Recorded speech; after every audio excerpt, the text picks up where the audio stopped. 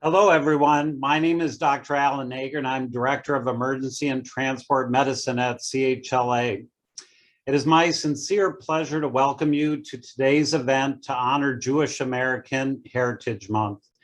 On the backdrop of the tragedies that have afflicted our country over the last several weeks, it is clear the right time has come to forge barriers, stop hatred in our world, and do our diligence to inhibit the destructive evil of anti-Semitism and racism. Jews within CHLA need each other, but more importantly, we all need to be together in the mission to honor and achieve our best together as diverse groups. Before we start today's events, I'd like to take a moment to give a heartfelt thank you to the DEI office at CHLA, and in particular, Hannah Song, VP and Chief DEI Officer, and Luz Nunez, Director of DEI. I also want to give a special thank you to Dr. Dagmar Greffe, Manager of Spiritual Care, and the diligence of my Jewish working group colleagues, Alana Epstein, Employee Assistance Manager for Physicians, Ilanit Brook, Chief Faculty Wellness Officer, Dr. Robert Adler, and Ashley Brochim, Department of Surgery. Today, we have a panel of outstanding experts, which you will meet.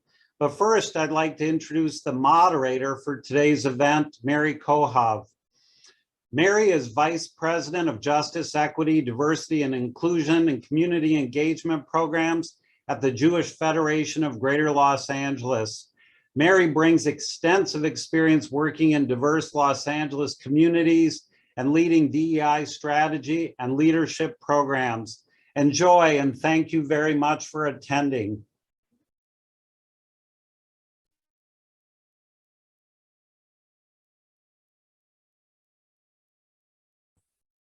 Mary, you're muted. Mary needs sound. Thank you so much for the warm welcome and introduction, Alan, and thank you everyone for joining us here today. Through our Jewish Federation's work in this space, we are committed to integrating a justice, equity, diversity, and inclusion focus into all areas of our organization and community. Even though we are one Jewish people, we are comprised of different groups of Jews with various ethnic backgrounds, orientations, opinions, and beliefs. And we work to honor our diverse Jewish cultural traditions, heritage, and stories through bridge building and fostering of relationships with community leaders from across Los Angeles. We hold programs like today's conversation in honor of all those who have faced trauma and lost their lives due to bigotry and hatred. Today, we particularly mourn the loss of lives in Texas and Buffalo and by countless acts of violence in our history. We are honored today to have a group of very distinguished panelists, and I'm going to ask all of our panelists to turn on their cameras. I'm going to introduce them briefly now. Today, we are joined by Capri Maddox, Executive Director of the Los Angeles Civil and Human Rights and Equity Department. One of our NLP alumni, Adina Bleish, who is Senior Project Director at Streets Los Angeles. Another NLP alum, Max Baumgarten, who is Program Officer at the Diane and Guilford Glazer Foundation. And Stephen J. Sass, President of the Jewish Historical Society of Southern California. I'm also excited that the Honorable David Rue, Chief Strategy and Advancement Officer at Kedron Health, has provided a video we will now share. And after hearing from David, we will begin the panel.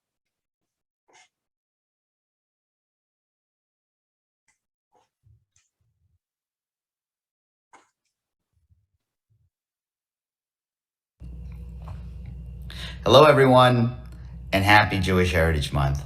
David Rue here, and I am pre-recording this just in case I can't make today's conversation. I want to first start by thanking the Jewish Federation and Children's Hospital for hosting this event in celebration of Jewish Heritage Month. Now, many have asked how the celebration began at City Hall. Well, it's simple. I believe in the strength of Los Angeles, our diversity and unity and cross-cultural bridge building begins with first understanding each other and our differences. So when I got elected, I wanted to jumpstart Asian Heritage Month celebration in May so that I could share with Los Angeles my culture. So when we relaunched in 2016, I made sure that we invited all other communities because it wasn't about just celebrating amongst ourselves. Now, during the celebration, one of the Orthodox Jewish leaders came to me and said, "This is wonderful. But David, did you know May is also Jewish Heritage Month?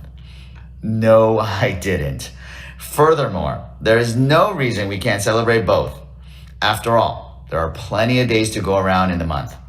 So a new tradition was born. The first year, Jewish Heritage Month was in 2017, where we talked about multi-ethnic Boyle Heights. It was well received and interest grew. The following year, it got larger, where we shared and celebrated Jewish Angelino culture and civic engagement. Then in 2019, it was the largest ever, Being Deborah. It was a presentation and an exhibition that was so popular and so well received that it traveled around Los Angeles being redisplayed for almost a year. Now in 2020, it would have been even grander, but it was tempered due to COVID. Regardless, I am very proud of what my team began and more proud that it has continued to live on well after my tenure. Especially now, during these troubling times of misinformation and misdirection, where many have chosen to resort to the age-old tactics of scapegoating and demonizing our neighbors. We've seen this before, and we have experienced fighting against it, which is why celebrating Jewish Heritage Month is more critical today than ever before. Let us emphasize the beauty of our neighbors and highlight what binds us rather than divides us. Lastly, I want to recognize my former Deputy Chief, Adina Bleish. Yes, my former council colleagues have taken the sponsorship mantle, but I'm sure you all know that Jewish Heritage Month does not exist without Adina. Now, thank you, Adina, and thank you for sharing with Los Angeles the richness of Jewish culture and heritage. Thank you all. Thank you so much, David. And yes, thank you, Adina Bleish, who I've had the pleasure of knowing for so many years, who, as I mentioned, is an alumni of our Rautenberg New Leaders Project, which is our program at the Federation aimed at empowering emerging Jewish leaders to take active roles in Los Angeles civic life. And we are so honored to have our alums involved with us as they continue their journey in programs like this one today. And David, of course, had many NLP alums working for him in his time. So thank you, everybody. I am gonna get started with asking kind of a general question, but I will have a little bit targeted to each of our panelists because they all bring such a unique path to this work. So I would love to hear from our speakers about what Jewish American Heritage Month means for them and how they are involved and why they are involved and how this vital program matters. Adina, can you tell us a little bit about your journey to bring Jewish American Heritage Month about? Sure, thank you. Thank you for having me. Thank you, Children's Hospital, for engaging us in this conversation. And as former Councilmember Rue was talking about, the Being Deborah exhibit, which is now currently up at Children's, has actually been touring since 2019. So we're honored to have Children's Hospital as one of those stops. And if anyone on the call is interested, I'm just going to do a little plug in having Being Deborah at their organization, school, place of business, please let us know. You can contact Mary, or I can give my information in the chat later. But so Jewish American Heritage Month, my journey to that, I think, started a really long time ago. I have to say, it's probably something that I can't say I was born with it, but I was born with it, and then my mom instilled it and built it.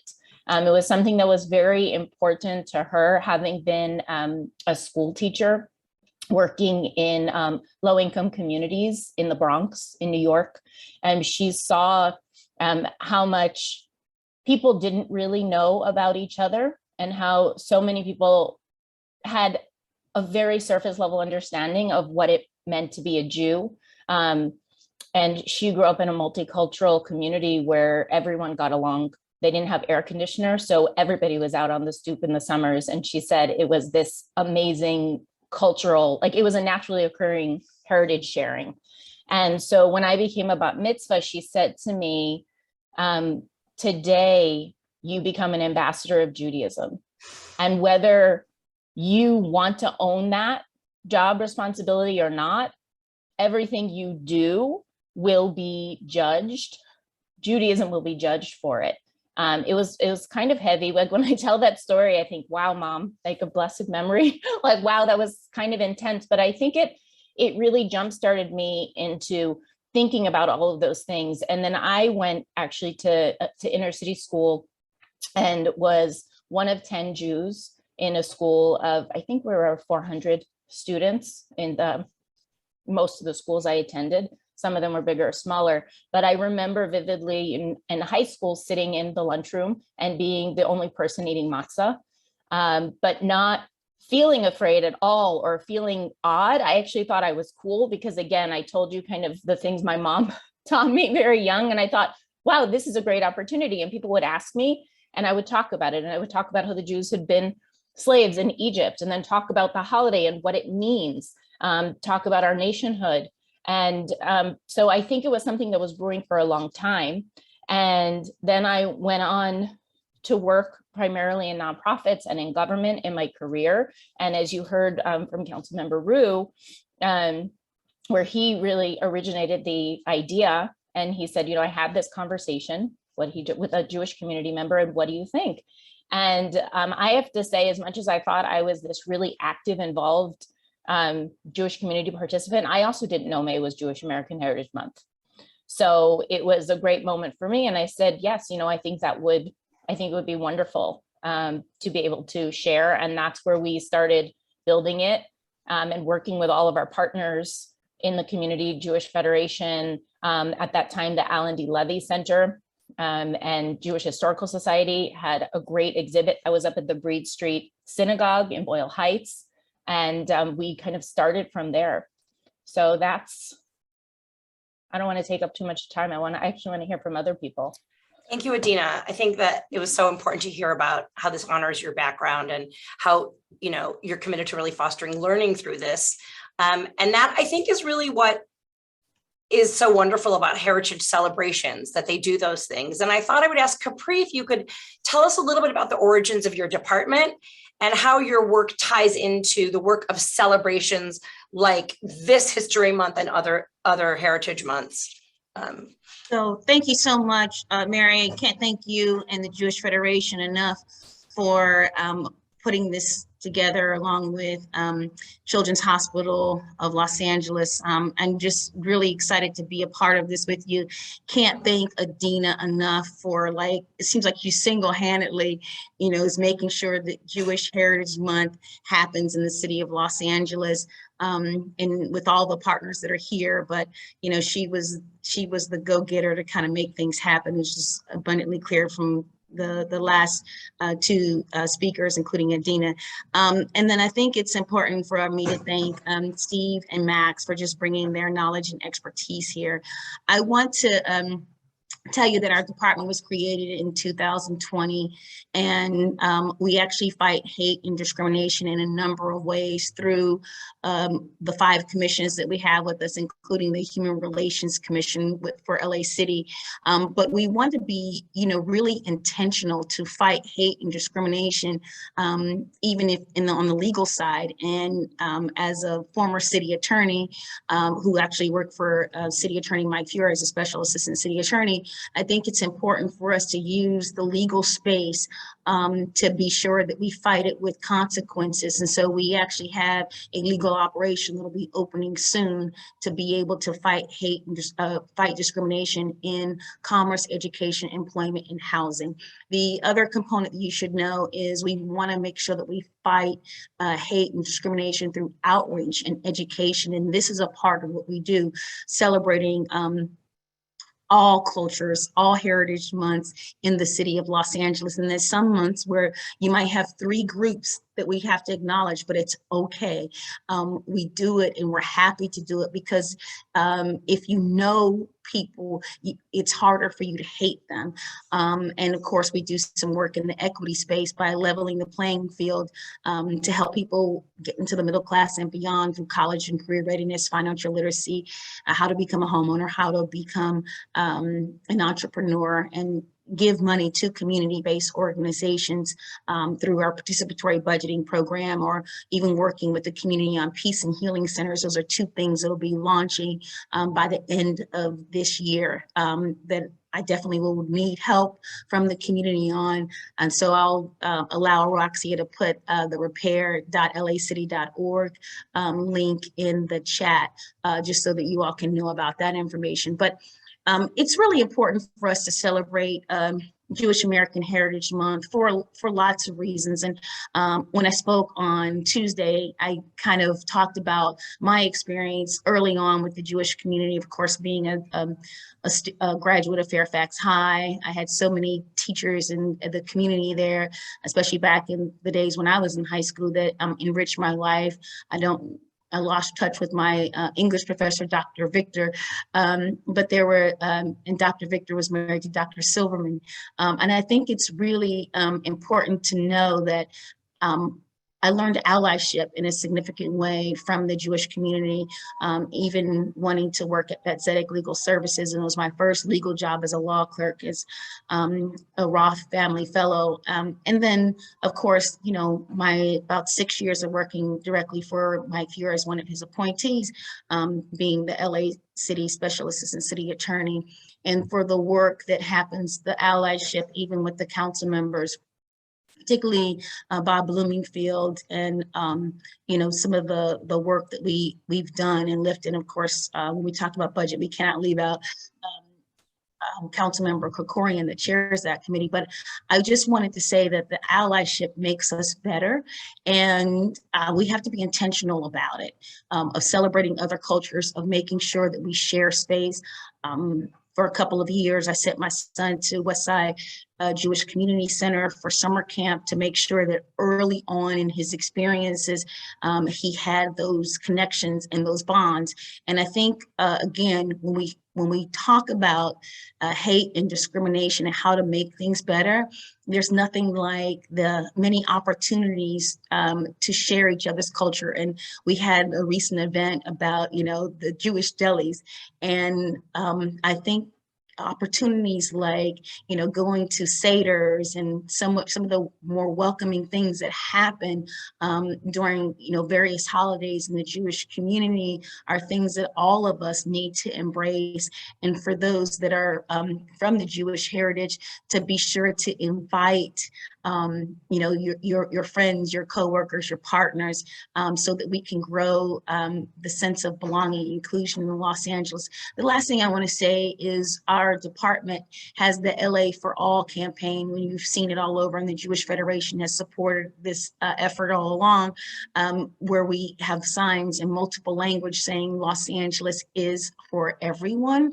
And we were intentional to put that actually in Hebrew, not so much so that people needed to have that translation, but we wanted to send a message, especially to those that would shatter, you know, a sense of security. And this was a request of Councilmember Paul Koretz. We put it in Hebrew to send a message to say, this means our Jewish brothers and sisters too. So I'm delighted to lift this work. We're delighted to have the opportunity, and even with the world being as crazy as it is, I remind our team, we get to do this work. We get to be difference makers, and it's an honor to be on the panel with so many people that are doing the same. Thank you. Well, we are just so honored to have you here. Thank you for sharing about your work in such a meaningful way. What you said about allyship really hit home, and it's something I even need to kind of think about even more. And I think one aspect, I mean, there's so many aspects to allyship.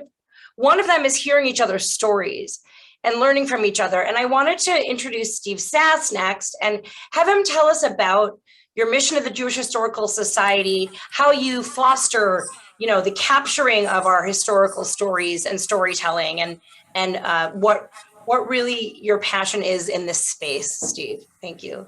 So thank you, Mary. And again, it's wonderful to be on this panel with everyone. And thank you to CHLA and the Federation for bringing us together. And it's, I think, really heartwarming to hear both Adina and Capri's remarks. And I know it will be heartwarming when we hear from Max, but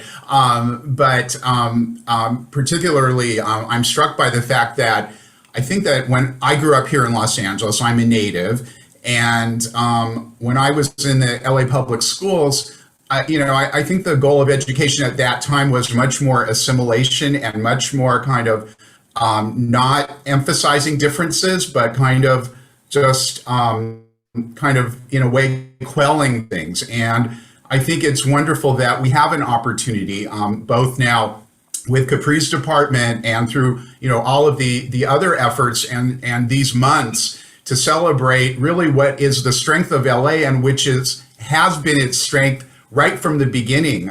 Really, after the period of indigenous settlement and then coming forward through the Mexican Spanish periods and beginnings of LA as a city, we have always been a diverse city, and we have always relied on the strengths of all of the different groups that have lived here.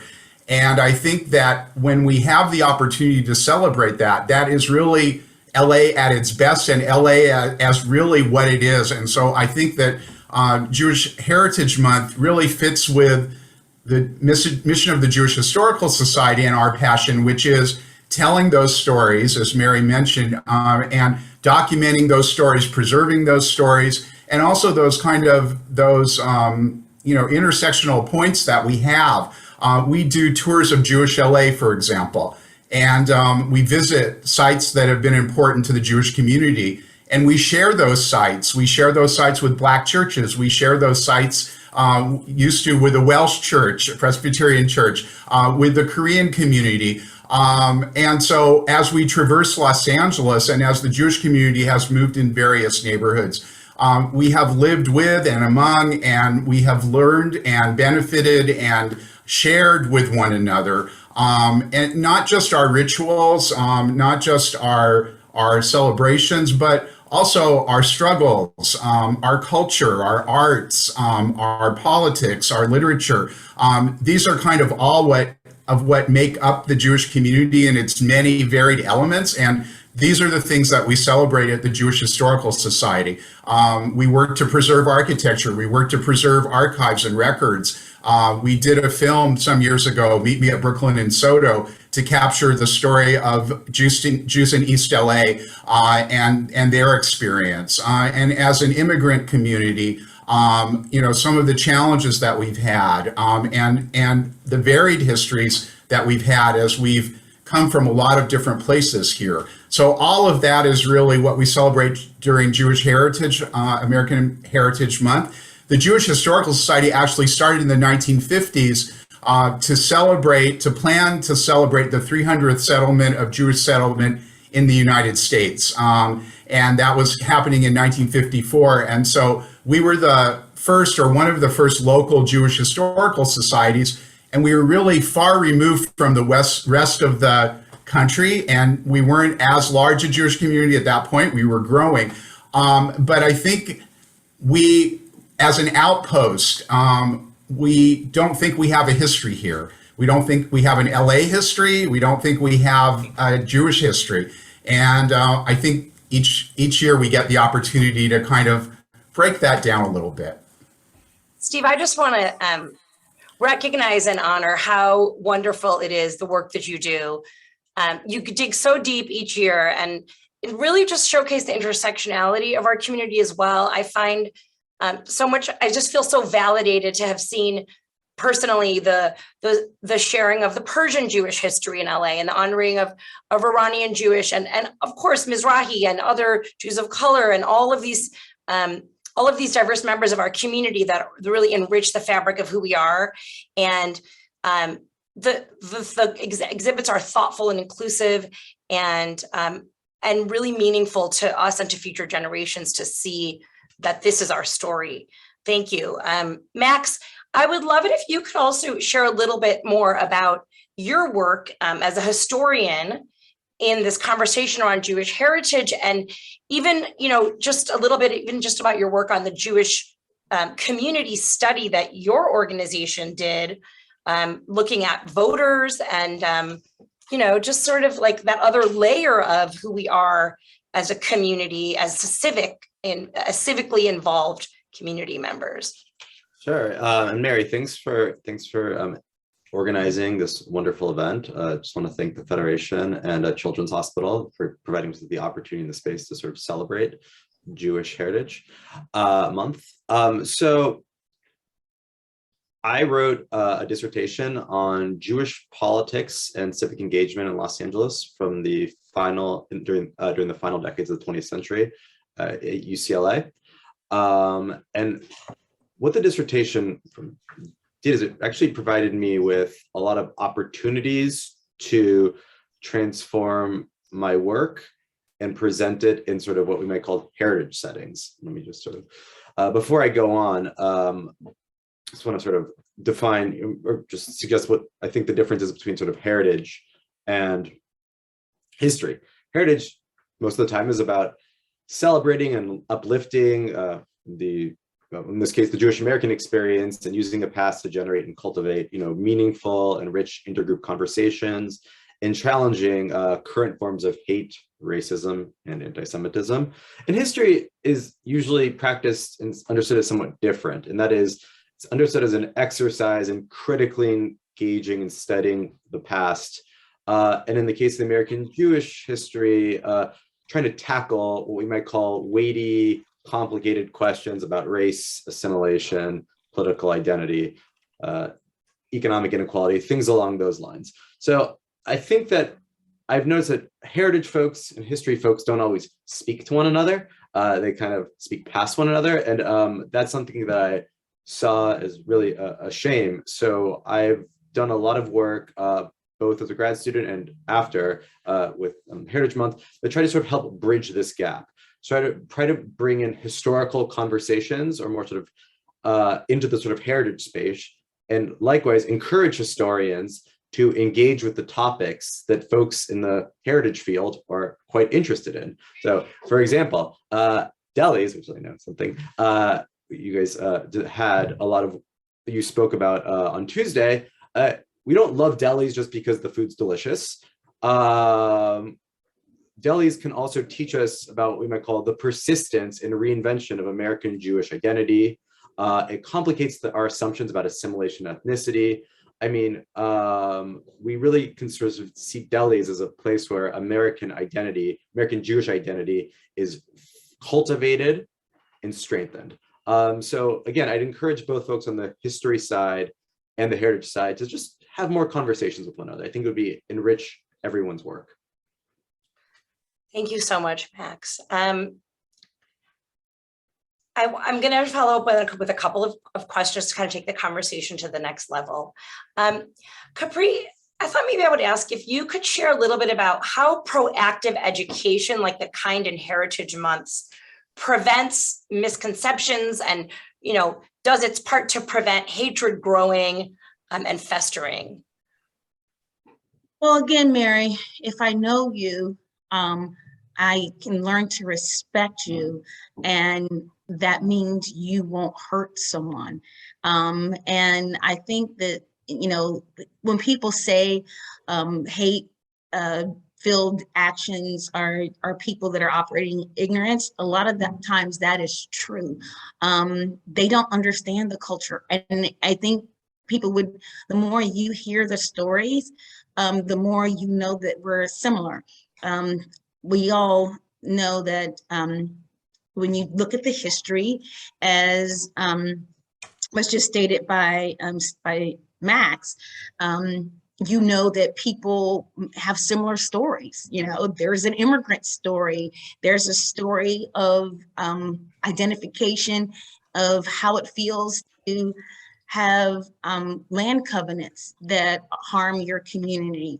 And, when we think about a variety of communities, I have a neighbor on my street, and we both talk about, how land covenants were a part of this community we live in. And so I think when you know people, you're less likely to hurt people with your words or deeds. And so education and making sure that people have an opportunity to share even food or opportunities to have gatherings where people are united, whether it's like I said, the J camp that my son went to or whatever. It's important to know if you learn about another community, you are more likely to not only not want to hurt them, so we don't want to focus on the negative, but you're more likely to embrace that community and to celebrate that community, and also to be insulated from some of the negative or hate that may be floating out there on social media or wherever, because you know what you know about that community. And I just think the Museum of Tolerance, making sure that students know about my first experience in learning about what happened with the Holocaust was the Diary of Anne Frank. And so I learned that when I was just a few years younger than Anne Frank was at the time when she was going through some of those things, and during the Holocaust. And I think it's important for us to know that if we can teach this message, the earlier the better, but it's never too late to reach out across cultural lines and to make that connections and make the world better. Thank you. Thank you so much. I guess I wanted to see if any of our other panelists wanted to chime in on, Max, I saw you sort of really engaging with those ideas. And yeah, I'll just jump in to say that, we're all interdependent. And I think that when we celebrate and when we learn about each other and when we participate in, these kinds of discussions and events, and when we meet one another, LA can be it's spread out and it can be very separate in many ways. And I think the more opportunity we have, as Capri says, decreases hate, it decreases suspicion, it just makes us much more rounded, I think. And just we're interdependent. One of my favorite stories from early LA history is that in LA Jewish history is in the early days here, there was not the availability of kosher food products, foods for Passover, that kind of thing.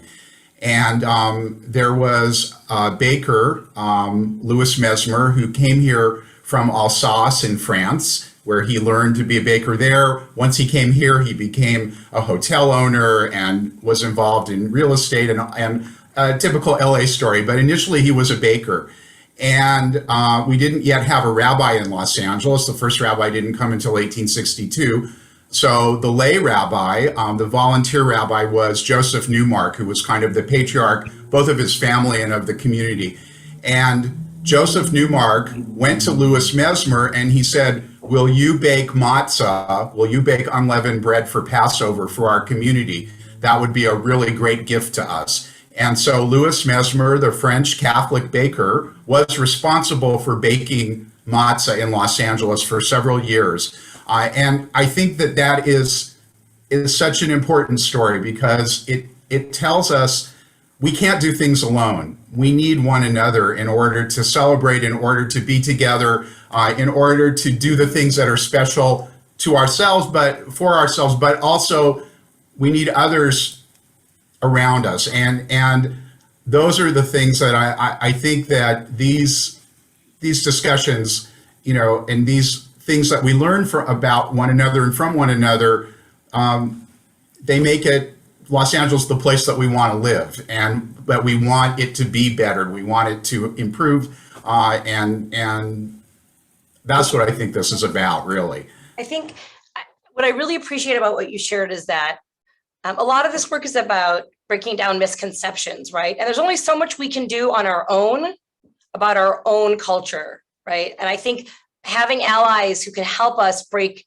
down misconceptions in other communities and vice versa is really like the next level of this work. And we have an audience question around this, actually. I thought maybe I would ask Adina. There is a misconception that Jews are classified as just a religious group. How do you explain that being a Jew is more than just being part of a religion? Wow, I might need some backup from Max on this, Okay. but but I think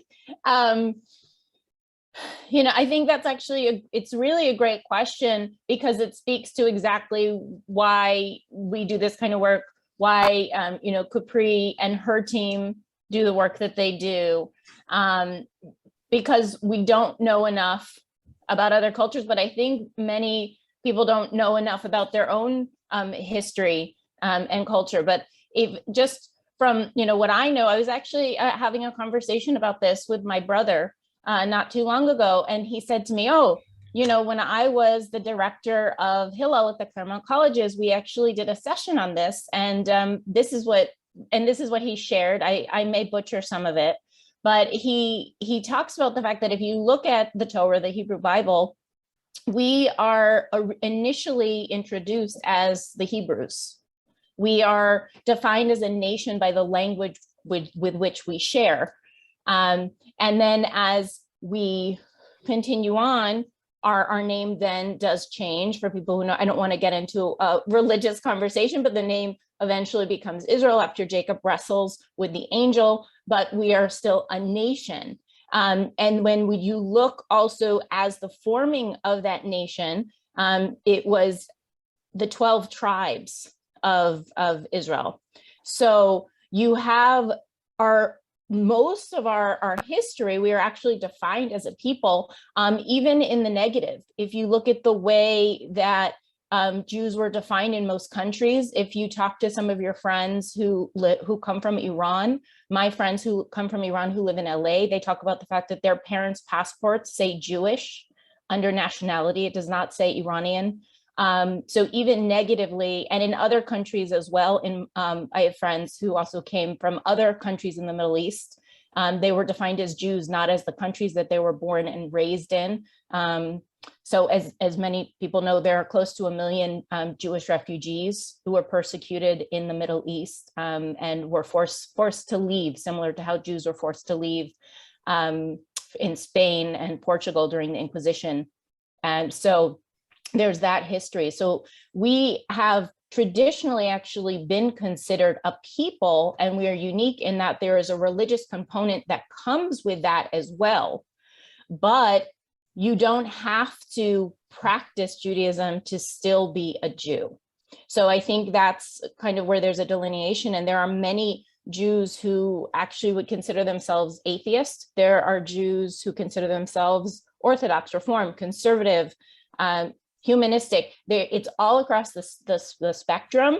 But what is really beautiful about being part of the Jewish people is that I don't even know who says it, but I've heard 1 million people around me say it: a Jew is a Jew is a Jew is a Jew. And so I think that that's a big difference, whether you keep kosher, whether you go to synagogue, whether you go to synagogue once a year for the high holidays, or you go every day. You're still a Jew, whether you like it or not. Even the actual tradition, the religion predicates that if you're born a Jew, you will be a Jew. And I think one of the most beautiful stories about that actually does come from the Hebrew Bible. And when you look at the story of Naomi and Ruth, and she chooses to live in the life of a Jew. She chooses to become a Jew. Some people will say she's considered the first known convert to Judaism. But how she does that is she says, "It is in my heart. These are my people." And she joins, and she lays down at the feet of her mother-in-law, and she says, I will live in this tradition of this people. I will be of this people. So I think that that's a really, probably one of the earliest citations, but I think those are just some of my thoughts. Again, I am not a Jewish historian. I'm just somebody who loves Judaism and loves to share it. And not on topic, but I just wanted to say, when Capri was talking, I have to share this.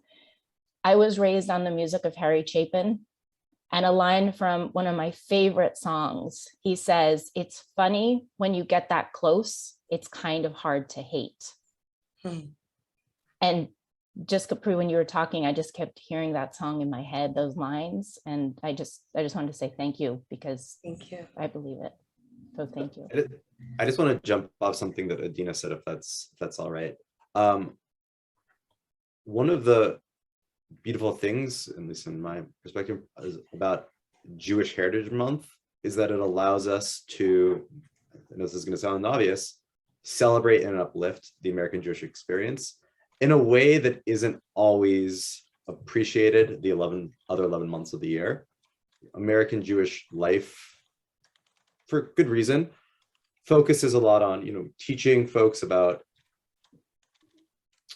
Israel, the Holocaust, religious practices, kashrut, the Talmud. There's a lot of things that Jews and other groups need to learn about Jewish life. And for whatever reason, the American Jewish experience is sadly sidelined. And I think having a month to really appreciate, dive into, again, celebrate our experience in the United States, more specifically in LA, as we're doing here, is a beautiful opportunity. And I just want to really thank, again, both the Federation and sort of Children's Hospital for giving us that opportunity here today.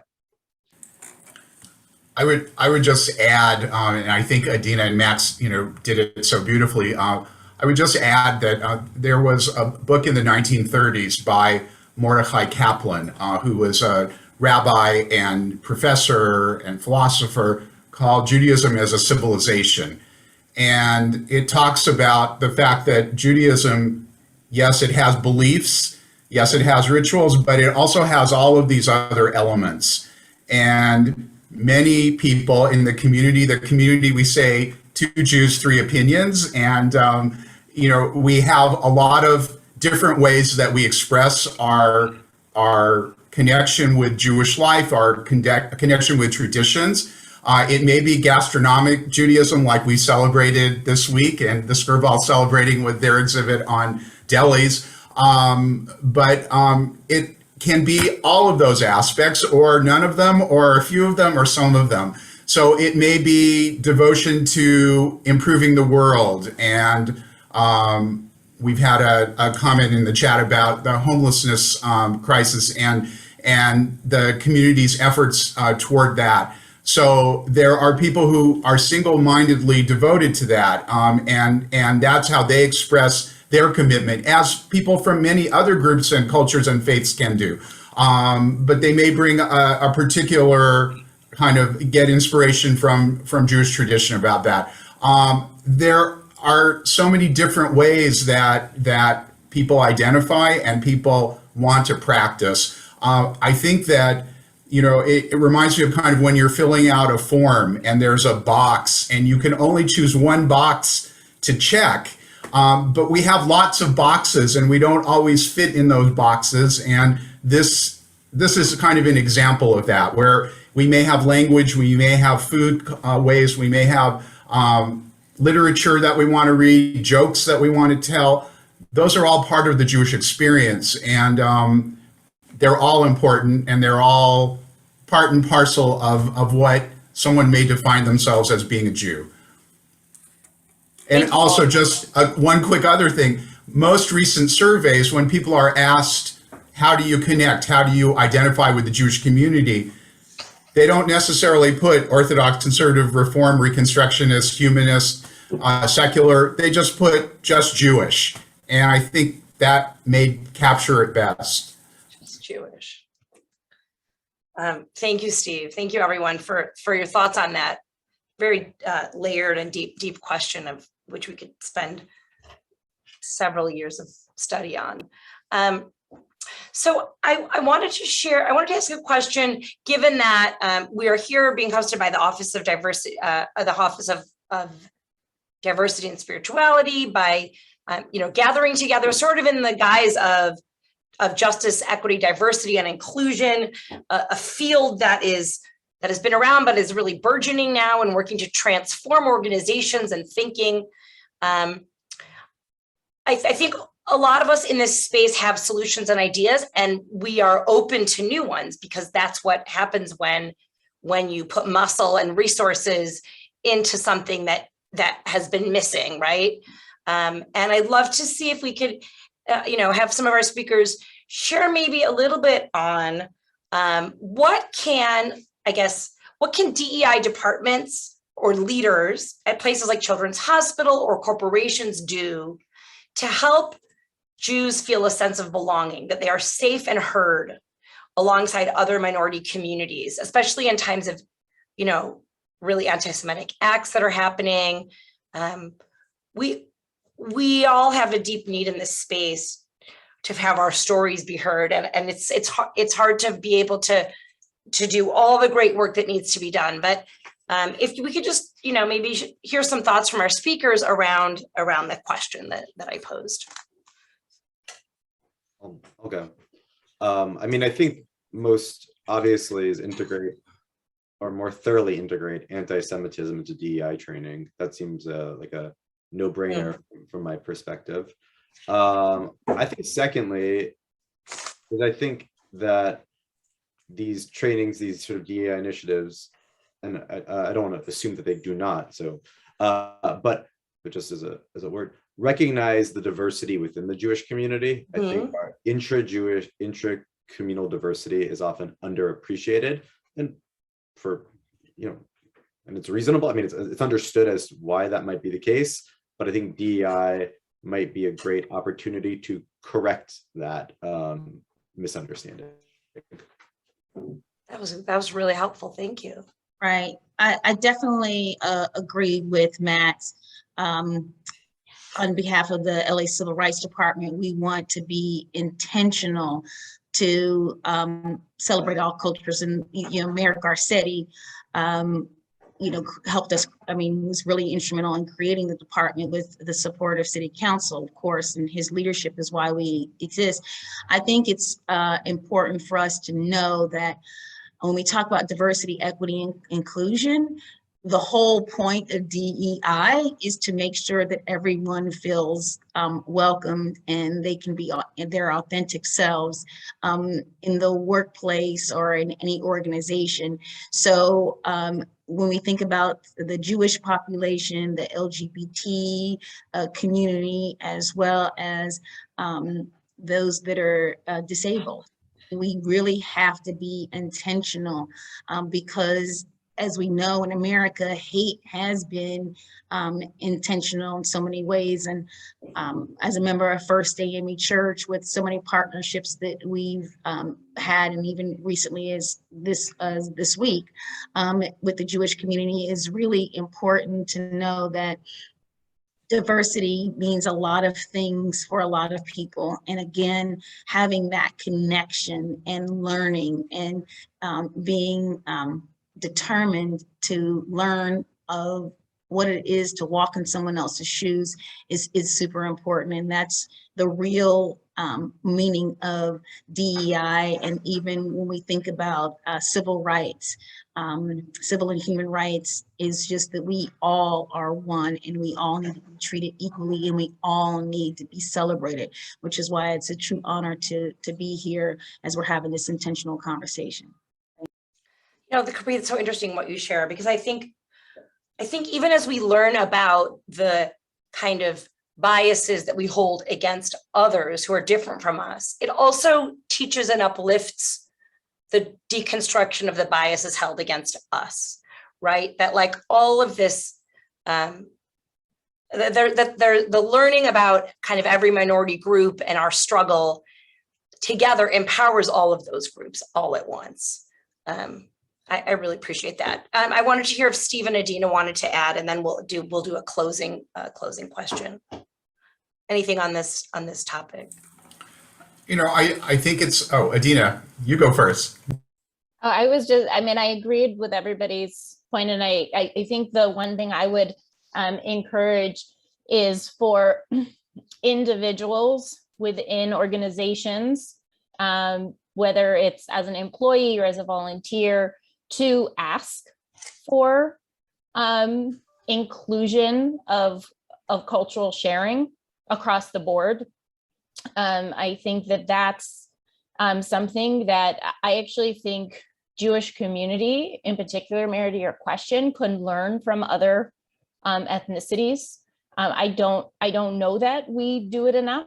I think that, you know, in some cases there is centuries of trauma that has been trauma and fear that has been passed down within the Jewish community, that it's almost like, you know, where Steve was talking about the assimilation, that the Jewish community tended to just try to assimilate and blend in, keep your head down, work really, really hard. You know, I definitely heard those messages in my home growing up, kind of, you know, be proud, but also remember that, you know, Judaism will be judged for everything you do. So work really, really hard and do important things. So then people will see that we have value. It wasn't probably until recently how I realized how, you know, sorry, like how it was, it wasn't healthy to feel that way because of who my ancestral people are. That, I mean, I should want to do well for me, to do well, to contribute, to share, to help others. But to have that pressure to sometimes come home excited from school and tell my mom that I'd made a new friend, and she would dead serious look at me and she said, do you think they're a good enough friend that they would hide you if the Nazis came again? You know, I don't know if my brothers are on this call. My mom, may she rest in peace, she was amazing. But you know, I used to think, I was like, what is that? You're too intense, Mom. Like, what is that? But there are all of these, but that's because she was raised with that deep fear and trauma. And she actually experienced a certain amount of anti-Semitism growing up. My father as well was chased by a gang. I'm not going to name the group because that doesn't matter, but he was chased and was cornered and luckily got away. And they did that because he was Jewish, and it would happen quite often growing up where he grew up in New Haven, Connecticut. And so I think that, you know, trying to get past that fear of knowing that we have value and we have a history and a peoplehood to share, just like so many other communities, I think is really important. And I also saw there's a question in the Q&A about how, you know, that Jews, I don't know if this is a historical fact, but they're saying that Jews got acceptance more in the 20th century, were able to move out of certain communities and that other communities could not. I think as a Jewish value, you know, we say tzedek, tzedek, terdof, justice, justice, you shall pursue. And if you look at so many of the people, organizations that are at the forefront, like Capri mentioned, Beit Tzedek, who are at the forefront of fighting for the rights of other people, particularly ethnic minorities, especially people who have also been oppressed. Jews have really, you know, put that at the forefront of what they do. And I would even argue there are way more Jews who are active in social justice than they are in practicing Judaism. It might actually be a fact. I've never checked it. And Max actually did a submission to our Jewish American Heritage Month last year, in last year's online exhibit, that was about Beit Tzedek and about how the reason it was created had to do with things relating to redlining and price gouging and rents. And that when the Jewish community organized, because a lot of people who did not have a lot of money, a lot of seniors who were living near and at the poverty line, who were mostly in the Fairfax area, were not doing well. And so a group of Jewish lawyers got together and started to fight on that particular issue. And Max, I apologize, I may be mangling it, but I think I'm getting the gist of it. So if you want to, you know, add anything, but then Beit Tzedek, when it was working to help that gentrification in the Fairfax area for lower income Jews and seniors, they didn't close their doors. They went on, and as you know, Capri told you, they went on to build this massive institution that now serves as pro bono legal help to all communities across the city. But I do acknowledge for sure, you know, if one community like does better and moves forward, they can't forget that others are left behind. So I just wanted to acknowledge that question. Thank you. It touched a point. Go ahead. We're nearing the end of our time. And so I really, really so appreciate everyone having shared. I think I will just turn it over to each panelist briefly for 1 minute. If they could just give closing remarks. If there's something you didn't get to say and you want to share it now, let's do that. And then I'm going to turn it back over to our hosts at Children's Hospital. We can start with Capri. Thank you. Thank you so much, and I appreciate the comments from Dina. Thank you so much, Mary, for this time. Definitely, when we think about what we're hopeful for, I wanted to be intentional to let you, just to remind you that Bet Zedek Legal Services, where I worked, and I had this question actually when I was a law student working at Bet Zedek. It's like, why do you want to work there? Doesn't the Jewish community have like lots of lawyers? Why are you doing that? Shouldn't you be helping Black and brown people? And I was like, a majority of our clients are Black and brown people of Los Angeles. So I think that, you know, somewhere that I want to be very intentional that that's not lost. And also the other partnerships that, you know, ties to the Jewish community. I saw Brotherhood Crusade is all, you know, you have a partnership with Brotherhood Crusade that serves, you know, underserved residents in South Los Angeles. And so and the partnership even with my home church, First AME Church, when there was a shooting, you know, that claimed so many lives in Buffalo, and we've had a lot of shootings recently, and, you know, even at a church, and of course, God knows what just happened in Texas, but the Jewish community always shows up for other people. And I think it's important for us to remember as I close that when the enemy comes in like a flood, God raises the standard, and that's in Isaiah 59. And I just feel like with all that's going on in these crazy 2020s, I know that the enemy may be coming in a flood, but we're raising a standard to be resolved and to work together, and a rising tide will lift all boats. Thank you, Capri. Let's go to Steve. So centuries ago, there was a rabbi named Hillel, and Hillel said something which, you know, I think I try to guide myself with each day, and it may be helpful, which is, he said, if I'm not for myself, who will be for me? Meaning, I think we have to stand up for, if we're Jewish, we have to stand up and be proud of being Jewish, be proud of our identity, not let others define what that is, but proclaim what it is for ourselves and be true to that. He next said, if I'm only for myself, then what am I? Which means that we also have to be here for the whole community, for other communities, as Capri spoke about both the other day at Jewish Heritage Month celebration, as well as today, about being good allies and being there for one another, being powerful and strong together. And finally, if not now, when? If we don't do it now, don't wait for tomorrow, we have to do it today. And so, I think that goes to the equity discussion. I think that goes to kind of everything that we've been talking about, our presence, our history, celebrating the history, the heritage. It's all intertwined. Thank you. Max, do you want to go next?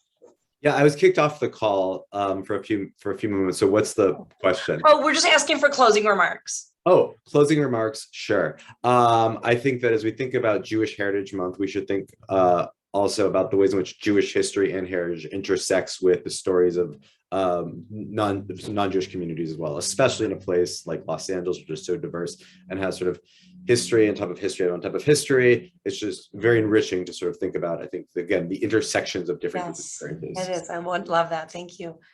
And finally, from Adina. Sure. So thank you, everybody. I just wanted to just give a little shout out to Mark Pampman, who works with Capri, who actually has worked with me, not just this year, but on Jewish American Heritage Month since it began. He followed me down the rabbit hole, as well as Dylan Kendall, who I think is also on the line. She's helped curate some of the exhibits. And I also want to thank Maya Ferdman, who's also a former NLP, but all of these people, Max, everybody, it's really been a communal process, and I could not have done it without all of these people helping, and Mary and Elisa Finston, Rachel Zayden, just so many people have been a part of it, my family, they helped when I didn't have any budget. My brothers they would help me build the websites. Everybody just really recognized that this was something that was missing in LA's historical fabric, and people just jumped in and helped make it happen. And so I just wanted to thank all of those people, and I wanted to thank Alana Epstein and Alan, who helped. When we talk about, how do we speak up, for saying, hey, I think this is a great space for you at Children's. Would you come here? And I really want to encourage everybody. I put them in the chat, but the last 2 years we had online exhibits because of the pandemic, but there are some really wonderful history up there, like the history of Beit Tzedek is on there, written by Max, the history of Mizrahi Jewish community, Sephardic community in LA, and how they came here as refugees from the Middle East, and how they settled here and then helped build amazing pieces of our civic fabric. So I just want to thank everybody. Please follow us on social at JamLA, so that we can continue to work with you and partner with you. We want to have you involved. And like I said at the top, if you are interested in having some of our exhibits, there are two. Most of our exhibits are actually mobile, but the Being Deborah is currently touring. And I think that I want to thank the Skirball who helped us do the exhibit this year, which is Who Doesn't Love a Deli? And that one also we could potentially work with the Skirball to bring to your institution if you're interested. So thank you, everybody, truly from my heart as a human being. Thank you for wanting to hear our story and to hear it from us. And if you have the opportunity to talk with someone who is Jewish, to ask them about what it means, and if you have the opportunity to talk with anybody, to do that, but to help us make that space, because it's not something I think that comes naturally for our community, like I was saying, and we're learning, and we so appreciate our allies who help us to do it. So thank you so much. Thank you so much, Adina. All of our speakers are more than 80 plus attendees who joined. I want to turn it over to Luz Nunez, the Director of the Office of Diversity, Equity, and Inclusion at Children's Hospital Los Angeles, to close. Luz, it was wonderful working with you on this. Thank you for your partnership. Thank you, Mary. Can you hear me okay? I am so appreciative of you and all of your efforts, Mary, to bring this distinguished panel to us. Thank you, Capri, Stephen, Adina, Max, and a special thank you to Honorable David Roy as well, Councilmember David Roy. This is such an important conversation, and I know sometimes it feels very much like an uphill battle, and our Office of DEI is very much committed to creating spaces where we can connect and educate one another. I've heard many of us share our personal stories. I thank you all for your valuable insights there. And this is what it is all about. It's being able to share with one another, being able to listen and understand one another. And I thank you for bringing this exhibit here. So if anybody has an interest in seeing Being Deborah here at Children's Hospital, it's by HBO. Please stop by and check it out. It's great. If you have an interest in doing more of these type of educational workshop sessions, bringing this information to our community here at CHLA, please reach out to us at the Office of DEI. Reach out to Alana Epstein, who's been a valuable member of putting this panel together. And again, we're appreciative of all of your time and attention today. Thanks for celebrating Jewish American Heritage Month with us. Thank you, everyone. Bye, everyone. Be well. Bye. Thank you.